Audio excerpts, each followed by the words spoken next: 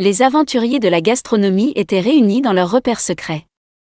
Amir, le cerveau du groupe, tenait dans ses mains une carte mystérieuse qu'ils avaient reçue ce matin. Mizuyo observait attentivement la carte. Janet, l'aventurière, bouillonnait d'impatience, tandis que Gaston faisait des blagues pour détendre l'atmosphère. La carte les mena dans un vieux quartier de Jérusalem, où ils furent accueillis par une vieille dame nommée Rivka. Elle leur raconta que la recette de la shakshuka avait été transmise dans sa famille de génération en génération, mais qu'un ingrédient secret avait été perdu avec le temps. Elle leur montra un vieux parchemin avec une énigme. Au marché aux épices, où les saveurs s'entremêlent, cherchez l'or rouge qui sous le soleil étincelle. Les aventuriers se rendirent au marché aux épices. Ils étaient émerveillés par les odeurs et les couleurs. Soudain, Amir réalisa que l'or rouge faisait référence au paprika.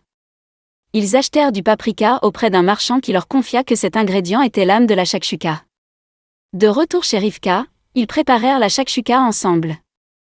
Pendant qu'ils cuisinaient, Rivka leur raconta comment la shakshuka était arrivée en Israël avec les immigrants juifs d'Afrique du Nord et comment elle était devenue un plat emblématique de la culture israélienne. Mais soudain, un homme masqué fit irruption et tenta de voler le parchemin. Janet et Gaston le mirent en déroute avec des poivrons et des oignons.